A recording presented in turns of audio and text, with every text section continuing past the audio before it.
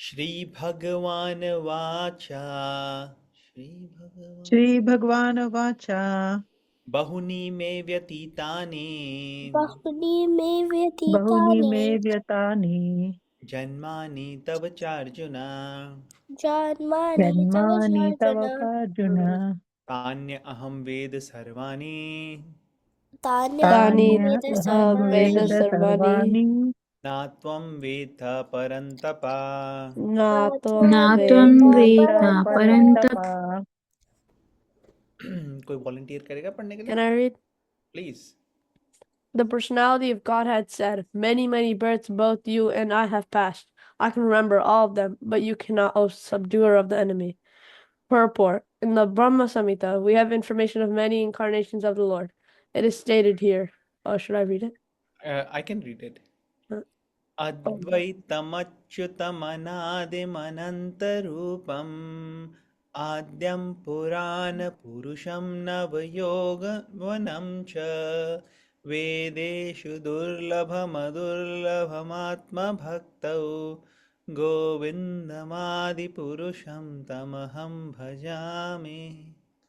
I worship the Supreme Lord of Godhead, Govinda, Krishna, who is the original person, absolute, infallible, without beginning.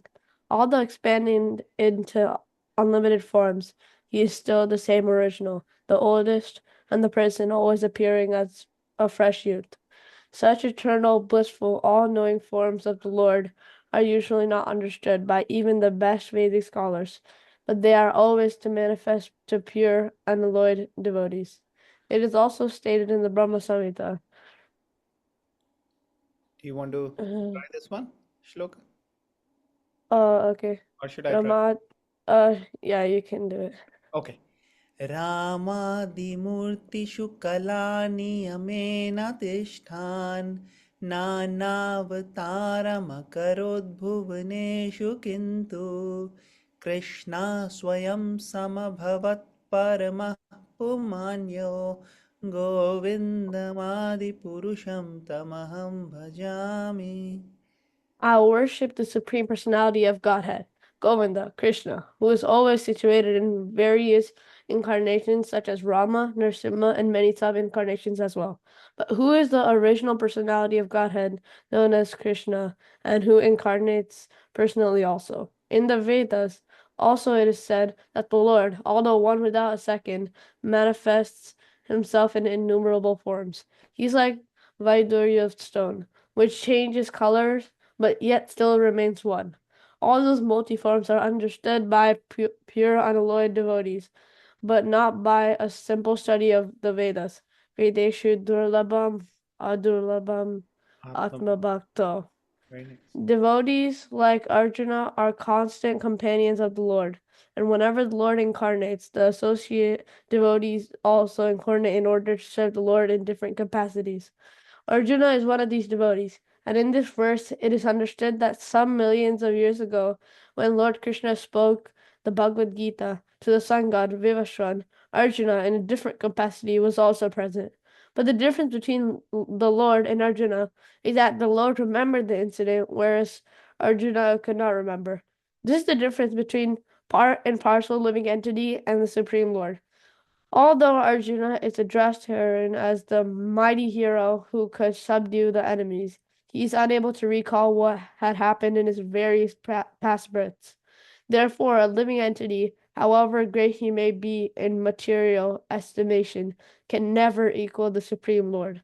Although anyone who is a constant companion of the Lord is certainly a liberated person, but he cannot be equal to the Lord. The Lord is described in the Brahma Samhita as infallible, Achyuta, which means he never forgets himself, even though he is in material contact. Therefore, the Lord and the living entity can never be equal in all respects, even if the living entity as liberated as Arjuna. Although Arjuna is a devotee of the Lord, he sometimes forgets the nature of the Lord. But by the divine grace, a devotee can at once understand the infallible condition of the Lord, whereas a non devotee or a demon cannot understand this transcendental nature. Consequently, These descriptions in the Gita cannot be understood by demonic brains. Krishna remembered acts which were performed by him millions of years ago, but Arjuna could not, despite the fact that both Krishna and Arjuna are eternal in nature. We may also note herein that living entity forgets everything due to his change of body, but the Lord remembers because he does not change his Sachidananda body. He is Advaita, which means there's no distinction between his body and himself. Everything in relation to him is spirit, whereas the conditioned soul is different from his material body. And because the Lord's body and self are identical, his position is always different from that of an ordinary living entity, even when he descends to the material platform. The demons cannot adjust themselves to this transcendental nature of the Lord, which the Lord himself explains in the following verse. Hare Krishna. Thank you so much for reading so Hare beautifully, Sham. Krishna. Great. Thank you. Okay, so what is going on? यहाँ पे कृष्णा जवाब दे रहे हैं अर्जुन का। तो अर्जुन का क्या सवाल था पिछले श्लोक में, किसी को याद है? हमने पढ़ा था। उन्होंने पूछा था उनको कि आप अभी अगर भगवत गीता का ज्ञान दे रहे हैं तो और आप आपसे ओल्डर हैं सन गॉड, तो आप उनको कैसे दे पाएंगे ज्ञान? विवाह सवाना आपसे ज्यादा बड़े हैं तो आप उनको कैसे दे पाएंगे ज्ञान? Perfect, yes. तो जब कृष्णा इस चैप्टर के शुरू में बता रहे थे, तो थर्ड चैप्टर में क्या हो रहा था, कृष्णा अर्जुन को बता रहे थे कि कैसे जो है कर्म योगा, इसको प्रैक्टिस करने के लिए बड़े बड़े महारथी जो महान राजा हैं, कृष्णा हैं, जनक हैं, इन सब ने इसका पालन किया है। और कैसे इसके लिए कंट्रोल ऑफ माइंड और सेंसेस, ये सब चीज़ें हेल्प करती हैं। और अब यहाँ पे कृष्णा बता रहे हैं कि ये ज्ञान उन्होंने पहले सूर्यदेव को भी दिया था। ऐसा ही नहीं सिर्फ कि एक दो लोगों ने ही इसको परफेक्ट किया है, मगर सूर्यदेव को दिया, उन्होंने आगे विवस्वान को दिया, विवस्वान ने आगे मनु को दिया, मनु ने आगे इक्ष्वाकु को दिया। इस तरीके से चल रही थी। तो जिस तरीके से एक जनरेशन से दूसरे जनरेशन में गुरु शिष्य परंपरा में नॉलेज जाती है, उस तरीके से जा रही थी। अब अर्जुन के दिमाग में आ रहा है, अरे सूर्यदेव तो बहुत पहले आए थे, उन्होंने तो ये नॉलेज बहुत पहले मनु और इक्ष्वाकु इन सबको दे दी, मिलियंस ऑफ ईयर्स, और ये तो मेरे एज के ही हैं। तो ऐसे कैसे है? अब ये अर्जुन का सिर्फ क्वेश्चन नहीं था, क्योंकि अर्जुन आगे बताएंगे 10th चैप्टर में कि कैसे अर्जुन को ये आइडिया था कि कृष्णा ही भगवान है, लेकिन ये बाकी लोगों के दिमाग में डाउट आ सकता है, इसलिए अर्जुन ने ये सवाल पूछा। और कृष्णा उसके रिस्पॉन्स में बता रहे हैं यहाँ पे कि आपने और मैंने कई कई जन्म लिए हैं, लेकिन मुझे सब याद है, आपको नहीं है। तो यहाँ पे इस पर्टिकुलर श्लोक में एक डिफरेंस बता दिया है कि भगवान में और ऑर्डिनरी लिविंग एंटिटीज में फर्क है। भगवान अपनी इच्छा के अनुसार हर कुछ कर सकते हैं। उनका जो शरीर है वो दिव्य है, वो ट्रांसेंडेंटल है, वो हमारी तरह मटेरियल नहीं है शरीर। उनका शरीर ऐसा नहीं है जो टाइम के प्रभाव से खराब हो जाए, खत्म हो जाए, नहीं। उनका शरीर ऐसा दिव्य है कि उनके शरीर में कुछ भी मटेरियल नहीं है, वो पूरी तरह से स्पिरिचुअल है। हम अगर अपनी देखते हैं ओरिजिनल आइडेंटिटी, तो वो भी हमारी भी स्पिरिचुअल है, हम स्पिरिट सोल हैं। लेकिन हमारी जो शरीर है, जिसको हमारी इच्छा पूर्ति के लिए हमें दिया गया है, कि हमारी कई इच्छाएं हैं, मटेरियल इच्छाएं हैं, उसको पूरा करने के लिए मटेरियल शरीर दिया गया है, वो शरीर भगवान को लेने की जरूरत नहीं है, क्योंकि भगवान की इच्छाएं सारी स्पिरिचुअल है और वो स्पिरिचुअल तरीके से हो जाती है पूरी।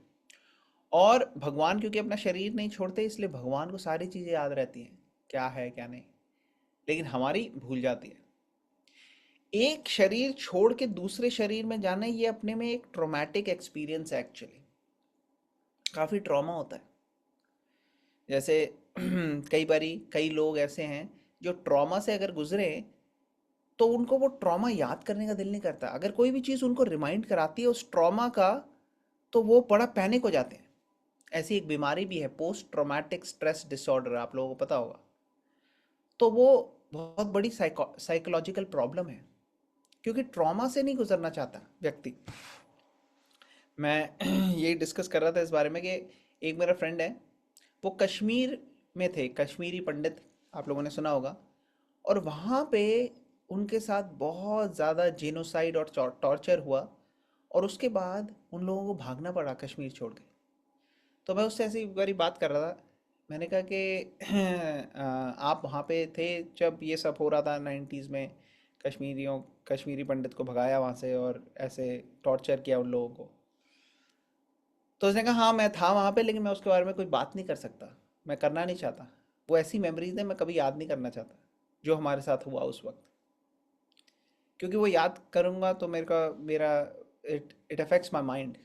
बहुत ख़राब हमको स्थिति से गुजरना पड़ा। तो ऐसा लोग ट्रॉमा और टॉर्चर की तरफ जाना नहीं चाहते, और डेथ जो है वो एक ट्रॉमा और एक काफ़ी खराब परिस्थिति से इंसान को गुजारता है। इसीलिए भगवान की ये अरेंजमेंट है, नेचर का अरेंजमेंट है कि जब हमें नया शरीर मिलता है तो हमें वो पुरानी यादें जो हैं आती नहीं है। ये एक तरीके से ब्लेसिंग है कि हमें पुरानी चीज़ें की याद नहीं है, क्योंकि उससे वही ट्रॉमा और स्ट्रेस होने का रिस्क रहता है। हम देखते हैं कई लोगों को बहुत कम ऐसे इंस्टेंसेस हैं जिनको याद रहता है पिछले जन्म का, लेकिन उनकी भी लाइफ जो है वो काफ़ी अफेक्ट हो जाती है, क्योंकि अब वो नए शरीर में नए माता पिता के साथ हैं, लेकिन पुराने शरीर में पुराने थे। अब वो पुराने को अपना ओरिजिनल मानेंगे, नए को मानेंगे, क्या होगा? तो ये बहुत प्रॉब्लम हो जाती है। एक्चुअली अगर हम देखें जो ये कई लोग हैं जैसे ट्रांसजेंडर हैं कुछ, वो होते तो एक पर्टिकुलर जेंडर में है, लेकिन वो अपने आप को आइडेंटिफाई करते हैं दूसरे जेंडर से। जैसे अगर कोई लड़का होगा वो कहेगा नहीं मैं लड़की हूँ, एक्चुअली है लड़के का शरीर उसे मिला हुआ, लेकिन उसको लगता है मैं लड़की हूँ। और वाइसा वर्सा, जो लड़की है उसको लगता है मैं लड़का हूँ। तो ऐसा क्यों होता है? ऐसा इसलिए होता है क्योंकि पिछले जन्म में उसका ऑपोजिट शरीर था, लेकिन उस शरीर के साथ उसकी इतनी अटैचमेंट हो गई थी कि वो मेमोरीज और वो आइडेंटिफिकेशन छूट नहीं पाई। तो इसलिए ट्रांसजेंडर, इसका ये साइंटिफिक रीज़न है, जो कि आम लोगों को इतना आइडिया नहीं होता इसका कि क्यों हो रहा है ऐसे। वो सोचते हैं बीमारी है, एक्चुअली ये स्ट्रॉन्ग अटैचमेंट जो पिछले जन्म की है उसकी वजह से हुआ है। सो ट्रांसजेंडरिज्म, होमोसेक्सुअलिटी, ये सारी की सारी चीज़ें हैं, ये सारी की सारी पिछले जन्म के संस्कार से रिलेटेड हैं एक्चुअली। तो हम देखते हैं बहुत कम लोगों को ऐसा याद रहता है अगले जन्म का, और उसमें भी बहुत कम याद रहता है। लेकिन कई बारी किसी किसी सिचुएशन में भगवान अलाउ करते हैं कि याद रहे। कई डिवोटीज को पुराना याद रहता है किसी पर्टिकुलर पर्पस के लिए, तो भगवान अलाउ कर सकते हैं किसी और को याद करने रखने के लिए, लेकिन हम नहीं याद रख सकते अपने हिसाब से। और भगवान को सब याद रहता है, हर कुछ। तो आप में से कोई बता सकता है कौन से ऐसे एग्जाम्पल्स हैं ऐसे भक्तों के या दूसरों के जिनको पिछले जन्म का याद रहा शास्त्रों के हिसाब से? ऐसा कुछ शास्त्रों में आप लोगों ने पढ़ा हो जहाँ पे पिछले जन्म की बातें अगले जन्म में भी याद रही उनको? शिखंडी। शिखंडी, यस। शिखंडी जो थे वो अम्बा थे पिछले जन्म में। जब नया जन्म हुआ उनका तो भी उनको याद था कि मेरे को बदला लेना है भीष्म से। यस, तो ये एक एग्जाम्पल। और कोई एग्जाम्पल जिन्होंने पहले बोला है वो, या वो मत बोले कई आप लोगों में? भरत महाराज थे। भरत महाराज, यस। तो भरत महाराज कैसे, आप बताना चाहेंगे थोड़ा सा? मालिनी माता। भरत महाराज जैसे पिछले जन्म में भरत महाराज पहले महाराज थे, फिर उनको उन आई थिंक भाव के स्टेज पे थे भरत महाराज, तो उनका वहाँ से एक हरिण की वजह से उनका शायद पतन हो गया, क्योंकि वो हरिण में ज़्यादा आसक्त हो गए थे।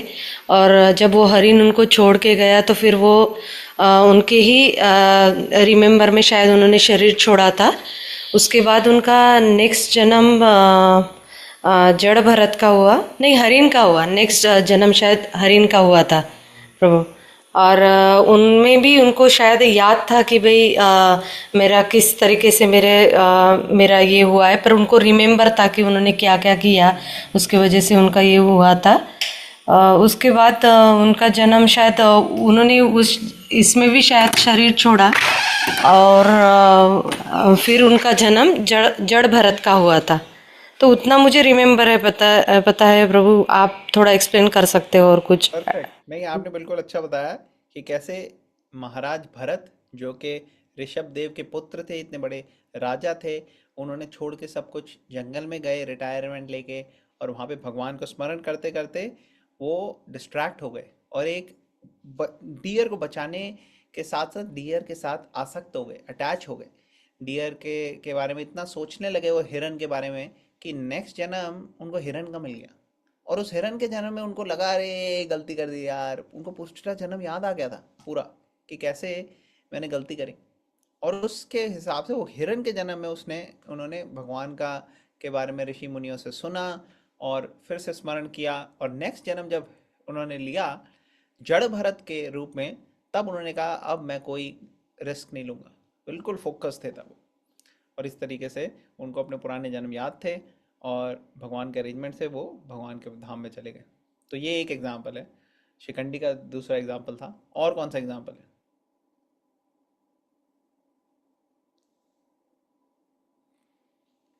कोई बता सकता है आप में से? और कोई एग्जाम्पल शास्त्रों में से? प्रभु जी, गजेंद्र का है क्या? गजेंद्र का एग्जाम्पल, परफेक्ट। तो गजेंद्र जो कि एक हाथी थे, और कैसे वो हाथी के रूप में अपने पूरे हाथियों के झुंड के साथ जा रहे थे, और एक तालाब में वो जब कूदे, वो एक्चुअली गजेंद्र मीन्स वहाँ के राजा थे, हाथियों में लीडर थे। और उनके सब देखते थे, फॉलो करते थे। दे यूज टू टेक प्राइड। लेकिन तभी एक मगरमच्छ ने उनका पैर पकड़ लिया। और मगरमच्छ ने जब उनका पैर पकड़ा, तो पानी में तो मगरमच्छ से बैर नहीं कर सकते। तो हाथी वैसे अगर आप देखो तो बहुत शक्तिशाली है। धरती के ऊपर हाथी के साथ मुकाबला करना इजी नहीं है। कई बार शेर को भी हरा देता है हाथी। लेकिन पानी के अंदर मगरमच्छ की ताकत बढ़ रही थी, और हाथी जो था वो उसकी ताकत कम होती जा रही थी। तब उसे याद आया कि अरे इस कठिन परिस्थिति में उसको भगवान का स्मरण हुआ। और इसलिए हुआ क्योंकि पिछले जन्म में वो एक्चुअली एक भक्त थे भगवान के, इंद्रद्युम्न। लेकिन किसी न किसी गलती के कारण उनको ये हाथी का शरीर लेना पड़ा था। तो कई बार ऐसे होता है बहुत रेयर इंस्टेंसेस में कि कोई डिवोटी को किसी जानवर का शरीर मिल जाए, अदरवाइज ये नहीं होता। डिवोटी एक बारी बन गए तो आपको भगवान अरेंजमेंट करते हैं कि आपको जानवर का शरीर ना मिले, आप इसी शरीर में भगवान के धाम में चले जाओ। नहीं तो इस शरीर में अगर नहीं परफेक्ट कर सके तो अगला शरीर आपको ऐसा ह्यूमन का मिले जहाँ पे आप एडवांस करते रहो स्पिरिचुअली, और भगवान के बारे में और सीख सको और बढ़ सको भगवान की तरफ। तो ये भगवान का अरेंजमेंट होता है। लेकिन ये स्पेशल सर्कमस्टांसेस भगवान ने कोई लेसन देने के लिए, सिखाने के लिए, या कई बार स्पीड अप करने के लिए प्रोसेस को भगवान ऐसा अरेंजमेंट करते हैं। तो ये कई एग्जाम्पल है। एक नारद मुनि का भी एग्जाम्पल है। आप लोगों को पता है नारद मुनि पिछले जन्म में क्या थे? कौन बताएगा? एक बॉय थे जो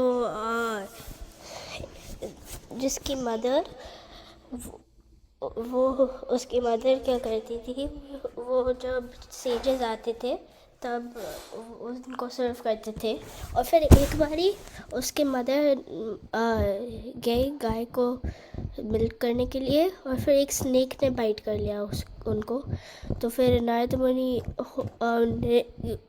गए और मेडिटेट किया, और फिर उनको कृष्णा दिखे। Yes yes, very good.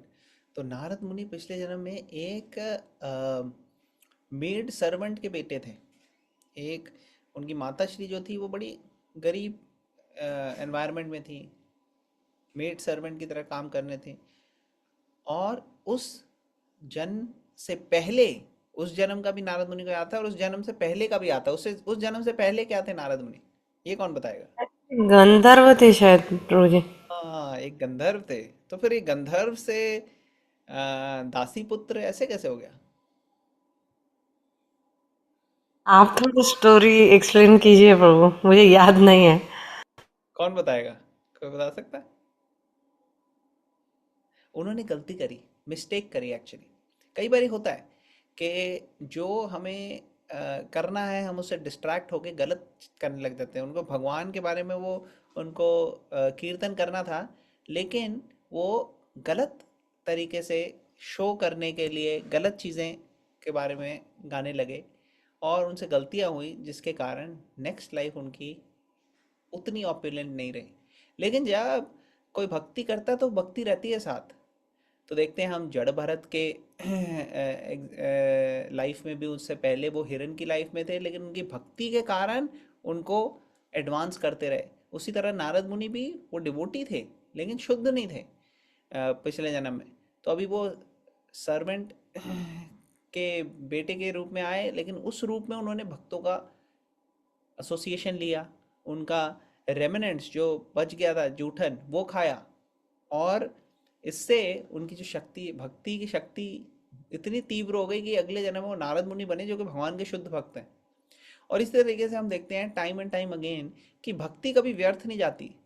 आप किसी को भी कुछ भी फेवर कर दो आज, और वो बहुत कृतज्ञ हो जाए आपके लिए कि हाँ भाई बहुत थैंक यू सो मच, लेकिन कुछ दिन के बाद वो भूल जाएंगे, वो हमेशा याद नहीं रखेंगे।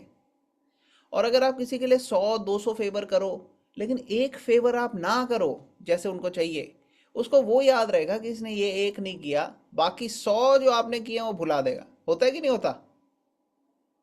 आप लोगों में से किसने एक्सपीरियंस किया है? यस, ये प्रभु जी बहुत कटु सत्य है ना? कटु यस सत्य है कि नहीं? यस हाँ, मैंने भी एक्सपीरियंस किया है प्रभु जी। तो ये फैक्ट ऑफ लाइफ है कि लोगों की मेमोरी बड़ी टेम्परेरी है। आप उनके लिए फेवर करो बहुत, कभी कभार, आजकल तो वैसे इतना एक्नॉलेज भी नहीं करते लोग, लेकिन एक्नॉलेज भी करेंगे या वो भी करेंगे तो थोड़ा टाइम के लिए रहेगा। लेकिन अगर आपने आज भगवान के लिए कुछ किया है ना, आपने भगवान को टाइम दिया है, भगवान को स्मरण किया है, भगवान के लिए आपने ये भगवत गीता पढ़ के समझने की कोशिश की है, आप भूल जाओगे, भगवान नहीं भूलेंगे कि आपने किया है। भगवान हमेशा अपने भक्त के प्रेम को रेसिप्रोकेट करते हैं, और अगर हमारे अंदर प्रेम ना भी हो फिर भी हम कुछ करेंगे, भगवान याद रखेंगे। तो भगवान किसी का कभी कोई इनिशिएटिव भूलते नहीं है। आप एक कदम लेते हो भगवान की तरफ, भगवान हजारों कदम लेते हैं, और भगवान का एक कदम हमारे कदम से बहुत बड़ा है। इसलिए उनको कहते हैं उरुक्रमा। उरुक्रमा मीन्स बहुत बड़े बड़े स्टेप लेते हो। हमने देखा था जैसे वामन देव के रूप में जब भगवान आए तो वो त्रिविक्रम बन गए थे, उरुक्रम बन गए थे, बहुत बड़े बड़े बन गए थे। 2 स्टेप से ही उन्होंने पूरे पूरे यूनिवर्स को कवर कर लिया था, जिसका एंड भी नहीं पता हमें यूनिवर्स का। तो ऐसा है भगवान। तो यहाँ पे हम देखते हैं कि पर्पट में एक्सप्लेन किया जा रहा है कि भगवान जो हैं उनके कई सारे अवतार आते हैं। एक्चुअली इनकारनेशन वर्ड हम अंग्रेजी में यूज करते हैं, लेकिन अंग्रेजी का ये जो वर्ड है ना इनकारनेशन, ये एग्जैक्ट ट्रांसलेशन नहीं है अवतार की, क्योंकि अवतार मीन्स जैसे हैं वैसे अवतरित होना, आना। इनकारनेशन का मतलब होता है कि फ्लैश में आना। कार्नेशन मीन्स फ्लैश, के दोबारा से फ्लैश में आना। तो जब भगवान आते हैं तो वो इनकारनेट एक्चुअली नहीं करते, लेकिन कोई और शब्द है नहीं अंग्रेजी में, इसलिए हमें इनकारनेशन यूज करना पड़ता है। वो अवतरित होते हैं भगवान। और भगवान जब अवतरित होते हैं तो यहाँ ब्रह्मा जी कैसे बता, ब्रह्मा जी जो हैं वो भगवान के चुने हुए एक देवता हैं, जिनको टॉप सब देवताओं के लीडर में कहा जाता है। और वो ब्रह्मा जी भी जो हैं वो भगवान को ग्लोरीफाई कर रहे हैं यहाँ कृष्णा को, और वर्ड यूज कर रहे हैं गोविंदा। और क्या बोल रहे हैं कि गोविंद जो आदि पुरुष हैं उनको मैं पूजता हूँ, तम अहम भजामी, मैं उनको पूजता हूँ, मैं उनको वर्शिप करता हूँ। और ब्रह्मा जी यहाँ पे क्या बोल रहे हैं कि भगवान जो है वो अनलिमिटेड फॉर्म्स हैं भगवान के, लेकिन भगवान ओरिजिनल और ओल्डेस्ट, मतलब भगवान ऐसा नहीं है कि छोटे बच्चे आके आ रहे हैं तो वो एक्चुअली छोटे बच्चे हैं। नहीं, वो बच्चे का रूप लेके इसलिए आ रहे हैं क्योंकि अपने भक्तों से प्रेम का आदान प्रदान करने के लिए। जिस तरीके से भक्त प्रेम भगवान को ऑफर करना चाहता है, भगवान वो ऑफर एक्सेप्ट करने के लिए रूप लेते हैं। जैसे प्रहलाद महाराज के लिए उन्होंने रूप लिया है हिरण्यकश्यप का। अब हिरण्यकश्यप, सॉरी, नरसिंह देव का। अब नरसिंह देव का रूप भगवान का ओरिजिनल रूप है, और प्रहलाद भगवान को उस रूप में पूजना चाहते थे, इसलिए भगवान ने वो रूप लिया। यशोदा माई भगवान को कैसे पूजना चाहती हैं? उनका ध्यान रख के एक बालक के रूप में अपना प्रेम दिखाना चाहती हैं, तो भगवान बच्चे का रूप लेते हैं। लेकिन भगवान के सारे रूप ऑलरेडी एग्जिस्ट करते हैं। ये अनंत रूप है भगवान के, अनंत रूपम। भगवान के रूप का कोई एंड नहीं है, और भगवान के रूप अनंत है, मगर भगवान का शरीर जो है वो चेंज नहीं होता। वो दिव्य है, वो ट्रांसेंडेंटल है, और भगवान हमेशा से हैं और हमेशा रहेंगे। टाइम बाउंड नहीं कर सकता भगवान को। भगवान is beyond time, beyond space, beyond any of these limitations.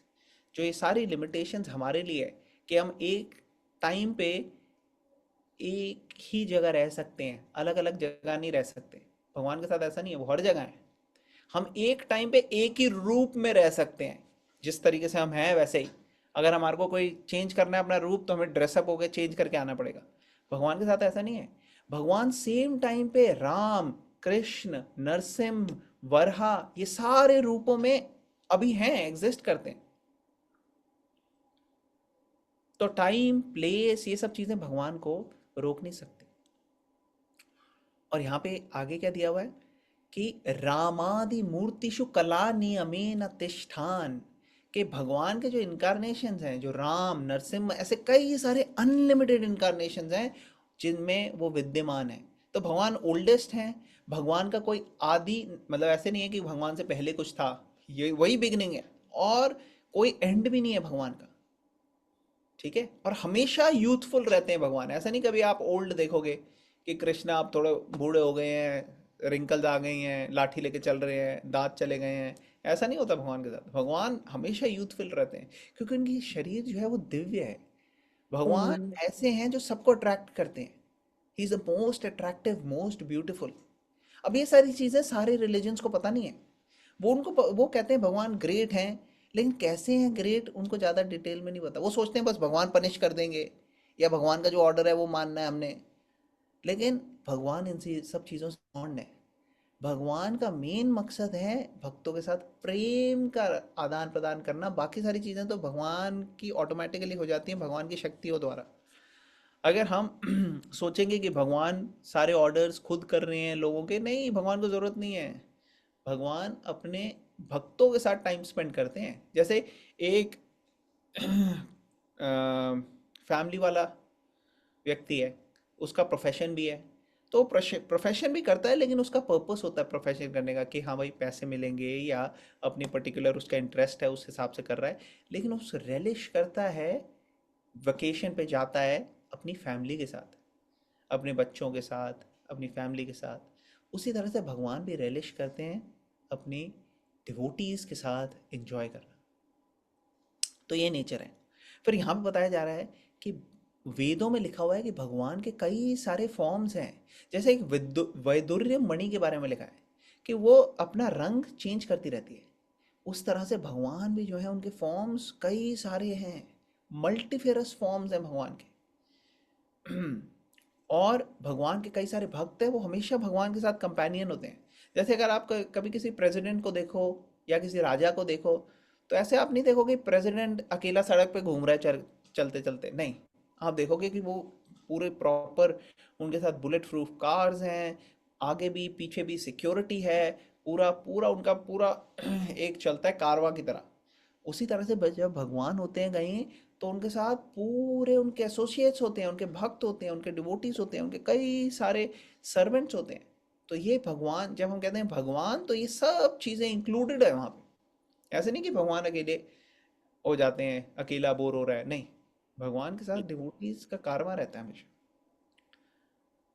और यहाँ पे बताया जा रहा है कि जब उन्होंने ये ज्ञान दिया विवस्वान को, सूर्यदेव को, तो अर्जुन भी कहीं ना कहीं होंगे, लेकिन अर्जुन को कुछ याद नहीं था, लेकिन भगवान को सब याद था, सारी डिटेल्स पता थी। ये है भगवान। तो भगवान और भक्त में हमेशा, भगवान और ऑर्डिनरी लिविंग एंटिटी में हमेशा फर्क होता है। अब कई लोग ये कहते हैं नहीं आप भी भगवान बन सकते हो, आप भूल गए हो कि आप भगवान हो। भगवान कभी भूलते नहीं है।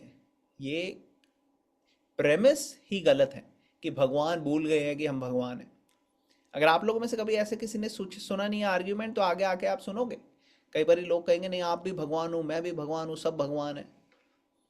तो ये सारी चीज़ें जो हैं ये एक्चुअली मिस इंटरप्रिटेशन है वैदिक लिटरेचर या अदर स्क्रिप्चर्स की। कई कई स्क्रिप्चर्स में से गलत इंटरप्रिटेशन करके लोग ऐसे बोल देते हैं। मगर यहाँ पे क्लियर है कि भगवान कभी फॉल नहीं होते, इसलिए वर्ड यूज हुआ है भगवान के लिए अच्युता। अच्युता मीन्स जो कि भूले ना, हाँ फॉल ना हो जाए, जो गलत जिसकी पावर लॉस्ट ना हो जाए। तो ये भगवान की क्वालिटी है, उनकी जो अनलिमिटेड नेचर है उससे था। हाँ, भगवान अपनी मर्जी से अपने भक्त के अधीन हो जाते हैं, सबऑर्डिनेट हो जाते हैं। जैसे अगर गोपीज जब वो मक्खन चुराने जाते हैं तो गोपीज पकड़ के उनको बांध देती है कि चलो अब इसे पनिशमेंट मिलेगी, चल कृष्णा तू नाच के दिखा। तो भगवान वहां पे अपने गोपीज जो है वो चाह रही हैं कृष्णा को अपने बेटे की तरह, और अगर कृष्णा के लिए वो निकाल के रखते हैं मक्खन और वो ना आए लेने के लिए, तो उनको बहुत दुख होगा कि अरे नहीं आया। तो वो रेसिप्रोकेट करने के लिए भगवान वहां जाते हैं और ऐसी लीलाएं करते हैं उनके साथ। और भगवान उनकी पनिशमेंट लेने के लिए बहुत उत्सुक रहते हैं कि जो पनिश करेंगी गोपीज वो करने के लिए तैयार रहते हैं, लेकिन वो प्रेम की वजह से। जैसे एक फादर है और उनका बच्चा है, बच्चे के लिए फादर अब घोड़ा बन गया। वैसे वो हो सकता है प्राइम मिनिस्टर हो, प्रेसिडेंट ऑफ इंडिया, लेकिन उसके क्या कहते हैं ग्रैंड सन ग्रैंड डॉटर के लिए वो अभी घोड़ा बन गया है। तो ऐसा नहीं कि असली में वो घोड़ा है या उसको करने की ज़रूरत है, नहीं, वो प्रेम की वजह से कर रहा है। Does it make sense? Clear हो रहा है पॉइंट? यस प्रभु, नहीं समझ हो रहा है, सही बोल रहे हो रहा है, क्लियर। तो ये प्रेम का रिलेशनशिप होता है भगवान का सबसे ऊपर जो मेन पॉइंट है। बाकी सारी चीज़ें तो give and take business transactions में है, लेकिन जहाँ प्रेम आ जाता है वहाँ पे बिजनेस ट्रांजैक्शन नहीं होती। तो इसलिए प्रहलाद महाराज के पास जब नरसिंहदेव आए, उन्होंने कहा कुछ भी मांगो आप। उन्होंने कहा मांगो कैसे, हम कोई बिजनेस थोड़ी कर रहे हैं, एक ही हमारा रिलेशनशिप है कि आप मालिक हो, मैं सेवक हूँ आपका, बस मुझे आपकी सेवा करनी है। मैं बिजनेस के लिए नहीं हूँ कि मैंने आपकी आराधना की है तो अब मैं आपसे कुछ मांग लूँ, नहीं। तो ऐसी चीज को ही रिजेक्ट कर दिया प्रहलाद महाराज ने। तो ये है भगवान के साथ प्रेम का संबंध। ठीक है ना? किसी का कोई क्वेश्चन कमेंट कोई पॉइंट यहाँ पे? मेरा क्वेश्चन है प्रभु जी, हाँ बताइए बात। आप जैसे बोले ना, लोग बोलते हैं हम ही भगवान है, लेकिन लोग जैसे बोलते हैं कि भगवान हमारे हृदय में भगवान रहते हैं, तो वो सही है कि गलत है? वो हाँ तो वो परमात्मा है ना? परमात्मा जैसे बोलते हैं ना, परमात्मा परमात्मा मन में वास करते हैं, तो वो तो एक्चुअली, सही है ना? हाँ हमारे हृदय में मीन्स जो हाँ आत्मा है और परमात्मा है, ये हाँ हमेशा हाँ, साथ में रहते हैं। और अच्छा, ओके साथ में क्यों रहते हैं? क्योंकि परमात्मा हमेशा गाइड करता रहता है आत्मा को। और ये ओके, कहाँ पे रहते हैं? ये हृदय में रहते हैं। हृदय में रहते हैं, हाँ। और हृदय मीन सेंटर। जैसे हम्म प्लांट्स है, कोई कहेगा प्लांट में तो हृदय नहीं है, कहाँ से आ गए प्लांट में? हृदय का हम्म, मतलब सेंटर भी होता है। ओके, आपने सुना होगा हिंदी में जब पढ़ाते हैं वो कहते हैं हम्म हृदय में मीन सेंटर। ठीक है ना? हम्म, तो या हार्ट में, उसके हम्म, केंद्र में, उसको सेंटर कहते हैं। तो ओके, बेसिकली उसके सेंटर में वहां पे रहते हैं, और वहां से पूरी फंक्शनिंग होती है पूरी बॉडी की, चाहे वो बहुत बड़ी ह्यूज ब्लू व्हेल ही क्यों ना हो, या फिर एक छोटी सी एमीबा क्यों ना हो, सबके अंदर सोल ओके, और सोल का साइज नहीं चेंज होता शरीर के हिसाब से। हम्म, सोल वहीं बैठ के सेंटर में ही कंट्रोल कर लेती है सब चीजों को। ठीक है? और और दूसरा प्रश्न प्रभु जी, ये आप बोल रहे थे ना कि लोग जन्म लेते हैं, कुछ याद रहता है, किसी को नहीं रहता है। तो मेरा प्रश्न है कि क्या वो भगवान जो वो परमात्मा ऐसा भेजते हैं लोगों की, किसी को याद रह जाता है, किसी को नहीं भी रहता अपना पास्ट, ऐसा भी कुछ रहता है क्या प्रभु जी? हाँ वो कर्मों के हिसाब से डिसाइड होता है जनरली। Okay okay. भक्तों के केस में कर्म नहीं होते, भक्तों के अच्छा। केस में कोई पर्पस होता है जिस वजह से हो रहा है, लेकिन जो ऑर्डिनरी लोग हैं उसके कर्मों के हिसाब से होता है। कई बार कुछ सफरिंग उनको देनी होती है जो जस्ट मेमोरी के थ्रू उनको मिल जाती है। जैसे ओके। किसी का प्लेन क्रैश में मृत्यु हुई, अब प्लेन हाँ। क्रैश में उसकी मृत्यु हुई, लेकिन रोज जब वो नया जन्म मिला तो सपने में रोज उसको वही आ रहा है कि मेरा प्लेन क्रैश हो रहा है, मेरा प्लेन क्रैश हो रहा है। तो उसको वो टॉर्चर, एक सपने के अंदर भी एक्चुअली वो एंजाइटी रहती है। अगर ओके। किसी को सपना भी आ रहा है तो भी एंजाइटी है, लेकिन उसके कर्म के हिसाब से उसको सिर्फ वो एंजाइटी टेम्परेरीली ही देनी थी जितनी सपने में आए। ऐसी ही नहीं कि पूरे रियल लाइफ में उसकी ग्रॉस बॉडी को हार्म हो। तो इसलिए सटल बॉडी को ही सिर्फ हार्म करने के लिए उसके कर्म उस तरीके से बने थे, तो वो वहां पे ही खत्म हो जाते हैं। ठीक है ना? Okay, yes Prabhu ji, thank you. Thank you. Malini माता जी, आपने कुछ पूछना चाहेंगे या शेयर करना चाहेंगे? प्रभु जी, वो पूछना था कि जैसे आप बोल रहे थे कि परमात्मा आपके हार्ट में होते हैं, तो प्रभु जी ये जैसे हार्ट ट्रांसप्लांट वगैरह होता है, तो फिर वो कैसे प्रभु ओके, ये बड़ा कॉमन और बहुत अच्छा क्वेश्चन है। तो हार्ट ट्रांसप्लांट में बेसिकली क्या होता है, जैसे अगर मान लो आप के सेलिब्रिटी है, ठीक है, सेलिब्रिटीज बैठे हुए हैं सीट पे, और आपकी सीट जो है वो ठीक से काम नहीं कर रही, तो आप क्या करते हो? आप कहते हो स्टेज पे दूसरी सीट ला के रखो और ये वाली सीट चली जाएगी। तो हार्ट ट्रांसप्लांट बेसिकली, हार्ट काम नहीं कर रहा तो हार्ट इज द सीट जहाँ पे आत्मा और परमात्मा बैठी है। अब जब वो ओके। आप हार्ट निकाल देते हो तो सीट चेंज हो जाती है, दूसरी सीट में बैठ जाते हैं वो लोग। ओके। समझ में आ रहा है? तो जैसे मैंने बताया कि हार्ट मीन्स सेंटर, सेंटर। हम्म। और किसी का कोई question? Give me one quick second, one हम्म। सेकंड।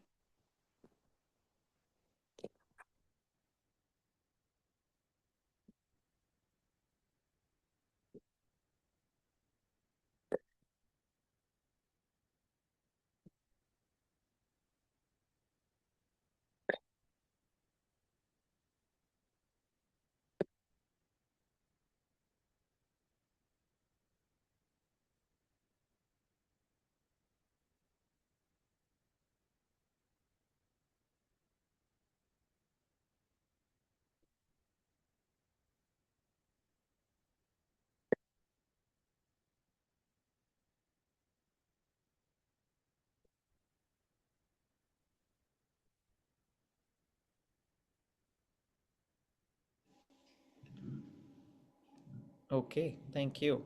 और किसी का प्रभु जी मेरे, क्वेश्चन? हाँ मेरा एक और प्रश्न था प्रभु जी, जैसे बोलते हैं ना मेंटल सिकनेस, मेंटल में कई कई लोगों, बच्चे लोगों को एटलीस्ट मैंने देखा है, सुना है कि उनको तकलीफ होती है, वो बोलते हैं कि उनको कोई ऐसा लग रहा है उनको मारने आ रहा है, उनको उनको तकलीफ हो रही है, he has to run away, मतलब ऐसा पर्सनली मैंने देखा है।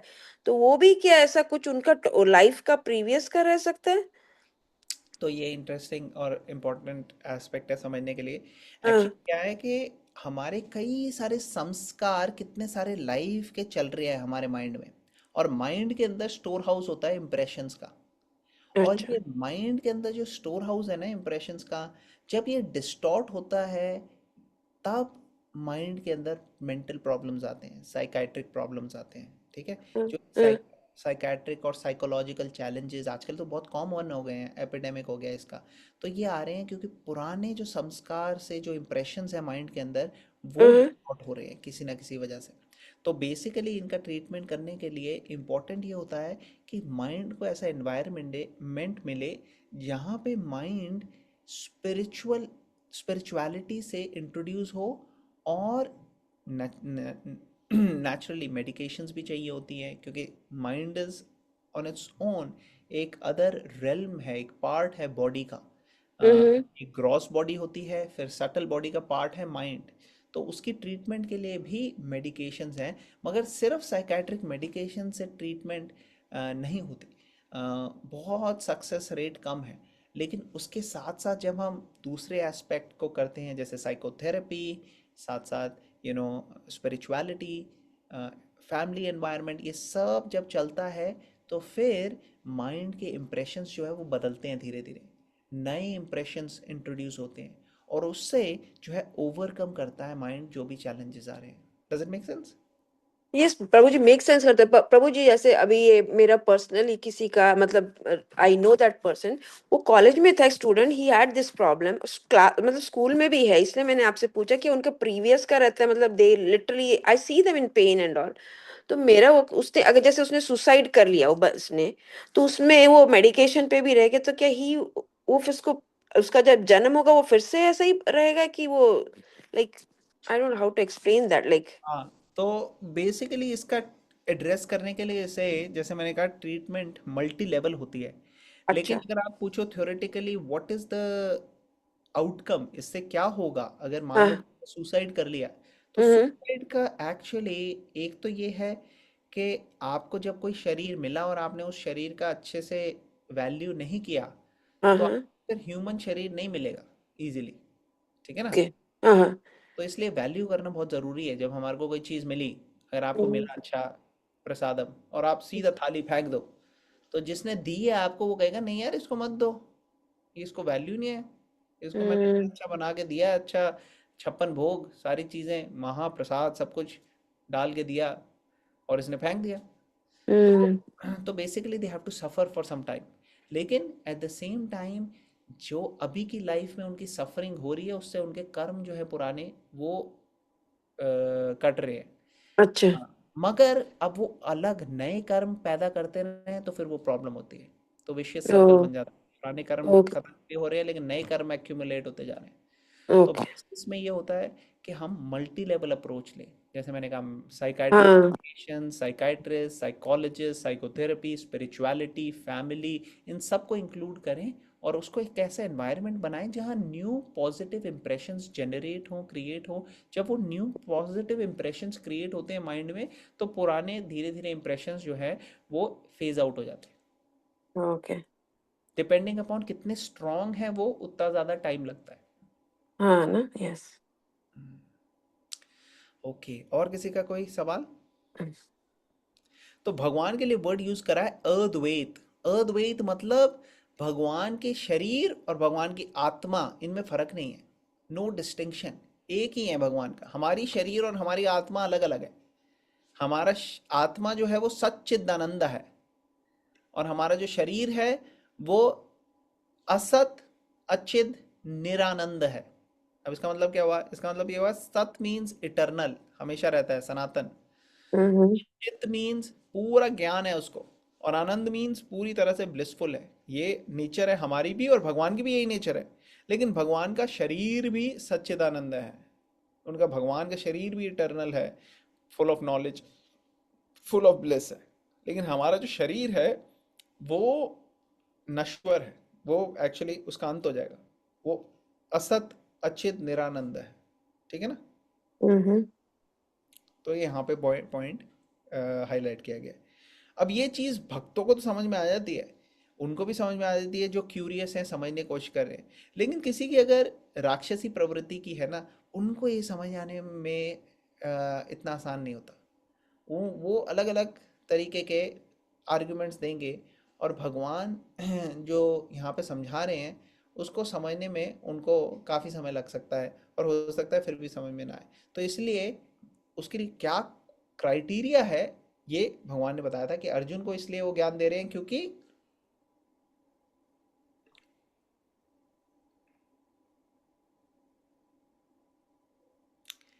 अर्जुन भगवान के मित्र हैं और भगवान के सखा हैं और भगवान के भक्त हैं, डिवोटी हैं। तो सखा और फ्रेंड एंड डिवोटी, इसलिए भगवान। ठीक है ना? हम्म। ओके, तो हम नेक्स्ट श्लोक पे चले। यस प्रभु जी।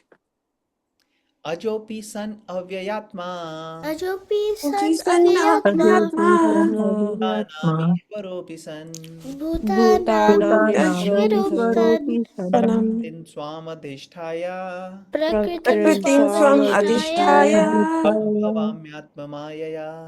या संभवाम्यात्ममायया। आत्मबुद्धि। कौन पढ़ेगा इसका ट्रांसलेशन? पर Can I? मैं पढ़ सकता हूँ। पढ़ ली, पढ़ी।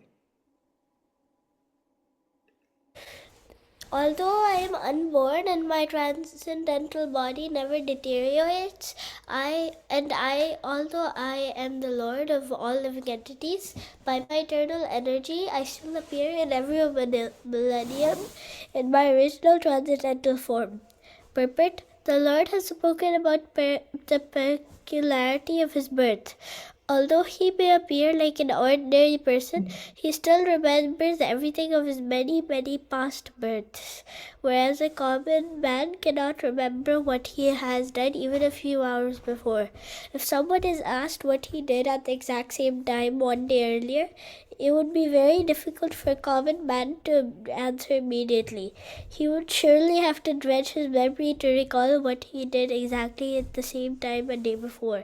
And yet, men often dare to claim to be God or Krishna. One should not be misled by such meaningless claims. Then again, the Lord explains his Prakriti, or his form. Prakriti means nature, as well as Swarupa, or its one own form. The Lord says that he appears in his own body. He does not change his body, as the common living entity changes from one body to another. The conditioned soul may have one kind of body in the present birth, but he has a different kind of body in the next birth. In the material world, the living entity has no fixed body.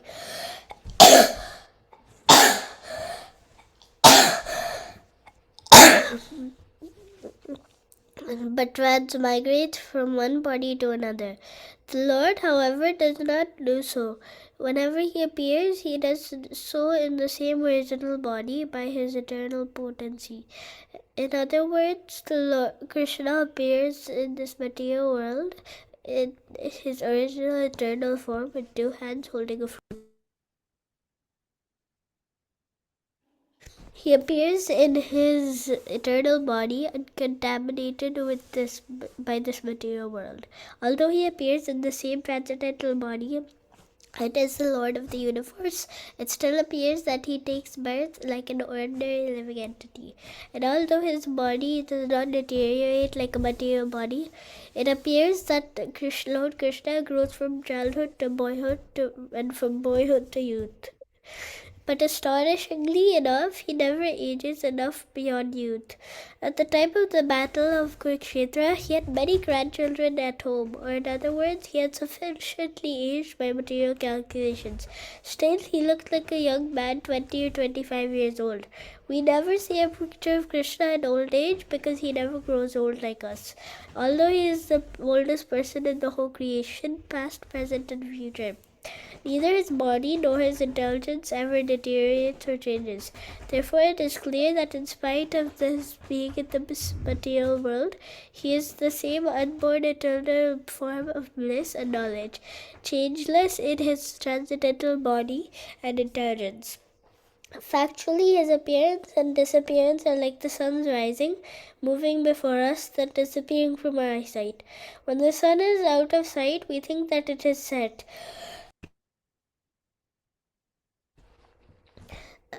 And when the sun is before our eyes, we think that the sun is on the horizon. Actually, the sun is always fixed in position, but owing to our defective, insufficient senses, we calculate the appearance and disappearance of the sun in the sky. Okay, you want somebody else to read? Yeah. Okay, any other volunteers from here? I can read, Prabhuji. Yes, Madhu, please. And because Lord Krishna's appearance and disappearance are completely different from that of any ordinary common living entity, it is evident that he is eternal, blissful knowledge, he is eternal, blissful knowledge by his internal potency, and he is never contaminated by material nature. The Vedas also confirm that the supreme personality of Godhead is unborn yet. He still appears to take his birth in multi-manifestations. The Vedic supplementary literature also confirm that even though the Lord appears to be taking his birth, he is still without change of body. In the Bhagavatam, he appears before his mother as Narayana with 4 hands and the decorations of the 6 kinds of full opulences. His appearance is in his original eternal form is his causeless mercy bestowed upon the living entities so that they can concentrate on the Supreme Lord as he is and not on mental concoctions or imaginations which the impersonalists wrongly think the Lord's forms to be. The word Maya or Atma Maya refers to the Lord's useless causeless mercy according to the Visvakosa dictionary. The Lord is conscious of all of his previous appearances and disappearances.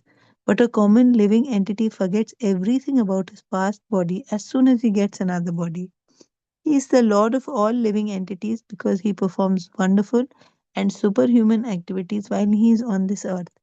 Therefore, the Lord is always the same absolute truth and is without differentiation between his form and self or between his quality and body.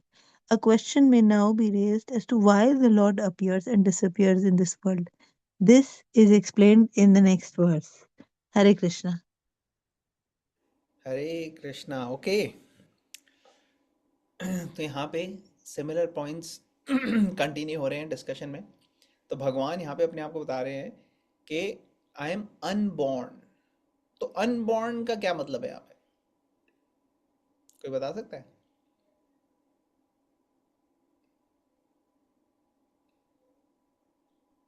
Maybe जिस he is already there. Unborn, yes, अच्छा। तो जैसे हम लोगों का birth होता है वैसे भगवान का बर्थ नहीं होता। हम कहते हैं जन्माष्टमी हुई है, जन्म लेकिन भगवान का जन्म एक्चुअली वैसा नहीं है जैसे हमारा। हमको तो फोर्स करते हैं शरीर लेने पे और हम आते हैं, लेकिन भगवान का जब अपीयरेंस कहते हैं, भगवान को कहते हैं आविर्भाव। अपीयर भगवान जब हुए तो कैसे हुए? 4 हाथ थे उनके, विष्णु रूप था। उन्होंने दिखाया देवकी और वसुदेव को और उनको बताया कि कैसे, क्यों उनकी कई जन्मों की तपस्या के बाद उनको भगवान ने ऐसा मौका दिया कि भगवान उनके घर में उनको माता पिता लेके भगवान जो है उनके साथ प्रेम का आदान प्रदान करने के लिए भगवान वहाँ पे अपीयर हुए। तो भगवान का अपीयरेंस टोटली अलग था। भगवान सबसे पहले वसुदेव के हृदय में गए, फिर हृदय से देवकी के हृदय में आए और फिर वहां से जो है भगवान की अपीयरेंस हुई। तो भगवान का जो बर्थ थी वो टोटली अलग थी। और भगवान का जो शरीर है वो दिव्य है, वो डिटीरियोरेट नहीं होता, वो खराब नहीं होता। तो भगवान का और ऑर्डिनरी लिविंग एंटिटी का जैसे हम डिस्कस कर रहे थे काफ़ी डिफरेंस है। और भगवान जब अपीयर होते हैं और जब लीलाएं करते हैं और जब बाद में डिसअपियर होते हैं तो उनका मकसद अलग होता है। वो फोर्स नहीं करते जैसे हम लोगों ने तो फोर्स किया, एक शरीर लिया, फिर शरीर के अंदर बूढ़े होते गए, फिर मृत्यु हुई, फिर शरीर छोड़ दिया। भगवान का ऐसा नहीं है। भगवान अवतरित होते हैं और अपनी इच्छा से चले जाते हैं। जिस पर्पस के लिए आते हैं वो पर्पस को एग्जीक्यूट करते हैं और ये सब हो रहा है भगवान की माया शक्ति द्वारा, भगवान की प्रकृति के द्वारा, भगवान की कृपा के द्वारा। और साथ ही साथ यहाँ पे बताया गया है कि कैसे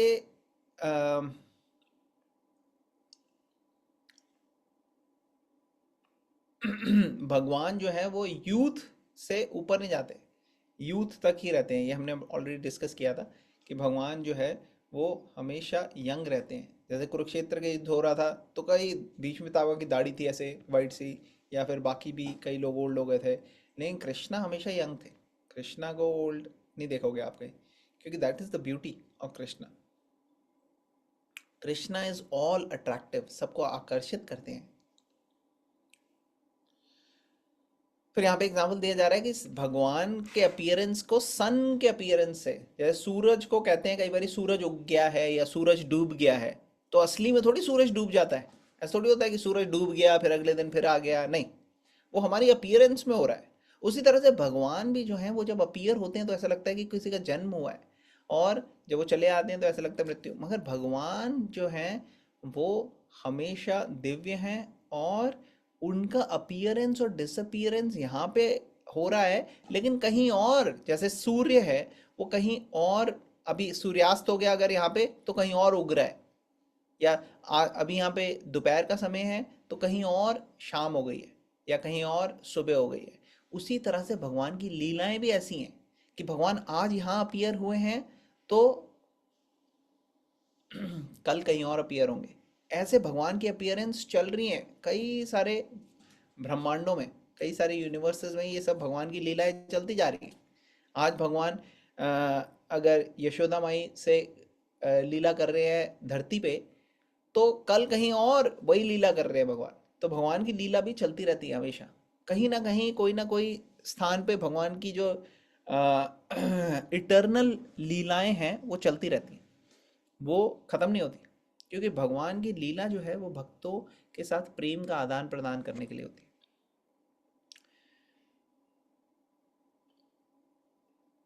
अब ये भगवान की लीला की जो कॉन्सेप्ट है, ये भाग की रिलीजन्स को इतना पता नहीं है।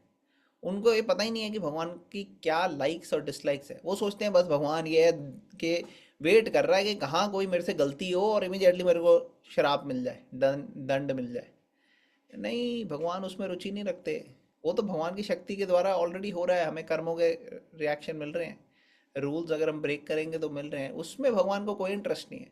भगवान का इंटरेस्ट है प्रेम का आदान प्रदान करने में, भक्तों के साथ एंजॉय करने में। दैट इज लीला। और भगवान जो है वो कई सुपर ह्यूमन एक्टिविटीज करते हैं, लेकिन सुपर ह्यूमन एक्टिविटीज जो है वो उनको कोई इंजॉयमेंट नहीं है सिर्फ सुपर ह्यूमन एक्टिविटीज करने के लिए। उनके लिए तो कोई बड़ी बात ही नहीं है वो सब। उनके लिए इंजॉयमेंट क्या है कि वो अपने भक्तों के अधीन हो जाते हैं, और भक्त जो है वो उनसे सुपीरियर हो जाता है। जैसे यशोदा माई जो है वो कहती हैं "अरे, बिल्कुल नहीं, तू बाहर जाएगा, मैं तेरे को यहाँ बांध दूंगी"। तो कृष्णा को उसमें एंजॉयमेंट मिल रही है कि कैसे मेरे जो भक्त है वो मेरे से कितना प्रेम करते हैं। तो ये है भगवान और भक्त का स्पेशल रिलेशनशिप। ओके, किसी का कोई क्वेश्चन, कोई कमेंट, कोई पॉइंट अभी इस पर्टिकुलर श्लोक में से?